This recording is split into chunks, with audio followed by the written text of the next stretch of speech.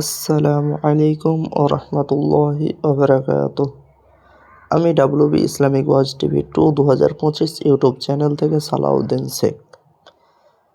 আজ আপনারা যে ফটোটি দেখতে পাচ্ছেন, এখানে আশা করি আপনারা বুঝতে পেরেছেন যে আমি কী টপিক নিয়ে আলোচনা আজকে শোনাবো। সেটা আপনারা অবশ্যই বুঝে গেছেন যে আজকে মরা বাড়িতে মেয়েরা যেতে পাবে কি পাবে না, এই নিয়ে মাওলানা আব্দুর রাজ্জাক বিন ইউসুফ কি বললেন, আপনারা সকলেই প্রথম থেকে শেষ পর্যন্ত ভিডিওটি দেখবেন। তার কারণ খুবই গুরুত্বপূর্ণই আলোচনা করেছেন, তাই সকলেই এই ভিডিওটি প্রথম থেকে শেষ পর্যন্ত দেখবেন। মাটির কাছে কোথা থেকে আসছে বুবুজি এমন হাত তুলে দোয়া করে কাঁদতে লাগলো। আরে লাশ বাড়ি থেকে বের হয়নি, বের হওয়ার সময় হাত তুলে দোয়া করে চিল্লাচিল্লি শুরু হয়ে গেল। আচ্ছা, ও মহিলা এই বাড়িতে আসলো কেন? এই ছেলে, এই বাড়িতে মরা মরেছে সারা দিন, গোটা গ্রামের মহিলা এই বাড়িতে আসছে কেন? ধর্ম কি পাগল হয়ে গেছে? তাফসীর মাহফিলে ওকে কি পড়ালো?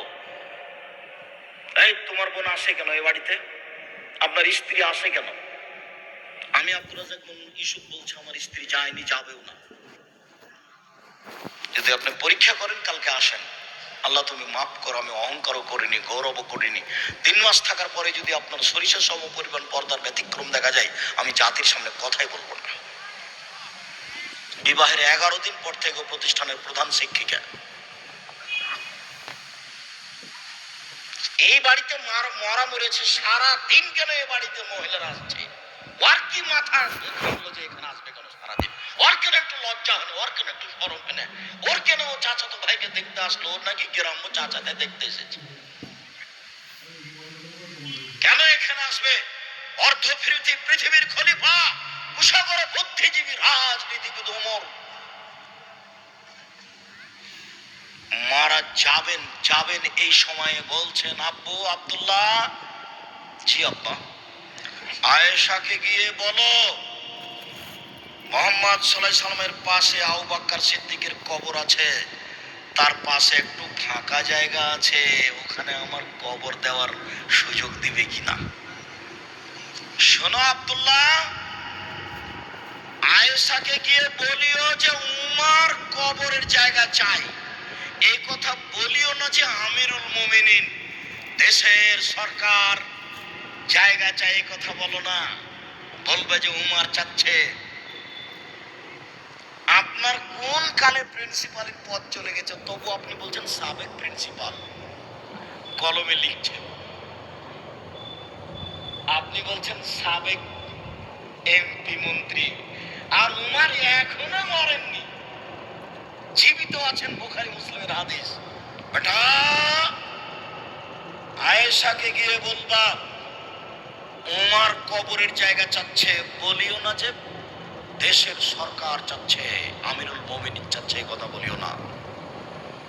তো এখন আব্দুল্লাহ গেছেন, সালাম দিয়ে ভিতরে ঢুকে দেখছেন যে আয়েশা বসে বসে কাঁদছেন। উমর মারা গেছেন, সেই জন্য আয়েশা বসে বসে কাঁদছেন। কই আয়েশা তো দেখতে আসেননি, আয়েশা রাদিয়াল্লাহু তাআলা আনহা দেখতে আসেননি। অর্ধ পৃথিবীর খলিফা, কুশাগর বুদ্ধিজীবী, রাজনীতিবিদ ওমর, অর্ধেক পৃথিবী যার দখলে, সারা পৃথিবীতে এত ইমানদার মানুষ, ব্যতিক্রম মানুষ আল্লাহ কাকে সৃষ্টি করেছেন তা ইতিহাস বলে না।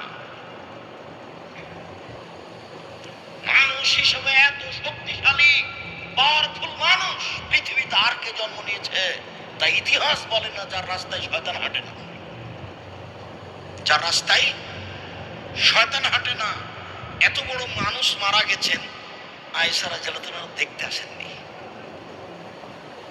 বাড়িতে বসে কাঁদছেন। আপনি আপনার স্ত্রীকে কন্ট্রোল করুন। আপনাকে বলছি, দুঃখিত, আপনি মনে কিছু নিয়েন না।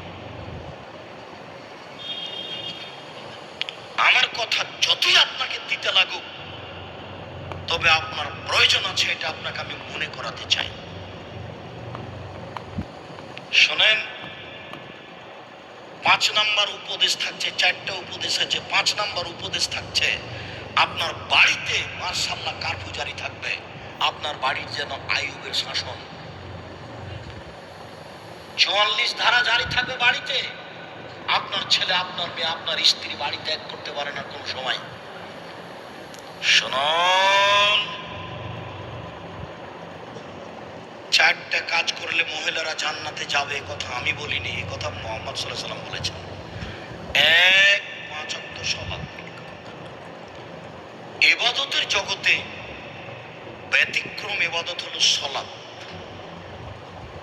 2, রমজান মাসের রোজা সেম। 3, স্বামীকে মেনে চলা, তিতা লাগলেও মিঠা লাগলেও। উপস্থিত বৈঠকের দিনই মুসলিম বোন আপনাকে বলছি, শোনেন, আপনার স্বামীর মুখ খারাপ, দিন রাত গালি দেয়, কি করবেন? এটা ভাগ্য, মেনে নেন। ও যা বলছে বলতে দেন, মারছে মারতে দেন, গালি দিচ্ছে গালি দিতে দেন, আপনি মেনে নেন। দেখেন, 15 দিন, 20 দিন, 6 মাস যাবৎ স্বামীর সাথে কথা বলছেন না, এই সংসার হবে না। তিতা লাগুক মিঠা লাগুক, আপনি স্বামীকে মেনে চলেন। স্বামী গালি দিয়েছে, তারপরে 1 গ্লাস পানি চেয়েছে, তখন আপনি 1 গ্লাস পানি নিয়ে সামনে ঠ্যাক্কুস করে রেখে ওদিকে চলে গেলেন। এভাবে সংসার হবে না, এই সংসার চলবে না। দেখেন, আমি আব্দুর রাজ্জাক বিন ইউসুফ আপনার দ্বীনি ভাই হিসেবে বলছি, আপনি আমার কথাটা মেনে নেন, স্বামীকে মেনে চলেন। শেষ পর্যন্ত যদি আপনি মনে করেন যে আব্দুর রাজ্জাক সাহেব আমার চলবে না সংসার, তো আপনি খোলা তালাক করেন। স্বামী যত বড়ই দামি হোক, যত বড়ই চাকরিজীবী হোক, যত বড়ই পরেজগার হোক, যে কোনো সময় আপনি স্বামী বাদ দিতে পারেন। হাদিস বুখারী মুসলিম, তার নাম খোলা তালাক। আপনি চেয়ারম্যান মেম্বারকে বলবেন আমি ভাত খাবো না, মিটে গেল, ও একটা ব্যবস্থা করে দেবে। আপনি নিজেকে খোলা করে নেন, আমি নিষেধ করিনি, তবে আপনাকে আমি আপনার এই স্বামীকে মেনে চলার জন্য অনুরোধ করছি, তিতা লাগলেও মিঠা লাগলেও। দেখেন, সামাজিক অবস্থা সুবিধা নয়, আরেকজন স্বামী এর চেয়ে খারাপও হতে পারে। পরিবেশ পরিস্থিতি কি হবে বলা যায় না। 2-1টা বাচ্চাও হয়ে গেছে, কান্নাকাটি যেটাই হোক, গালি যেভাবে দেখ, আপনি মেনে নেন, ভালো হবে। 4, জেনায় লিপ্ত হবেন না। আব্দুর রাজ্জাক সাহেব ঘটে গেছে জেনা, যে তাহলে আপনি তোবা করেন। শোনেন, তোবা করলে মানুষ পাপ মুক্ত হয়ে যায়। আপনার অন্তর থেকে যদি আপনি তোবা করেন, তাহলে আপনার জেনার পাপটা আল্লাহ আবার পাল্টা নেকিতে পূর্ণ করে দেবেন।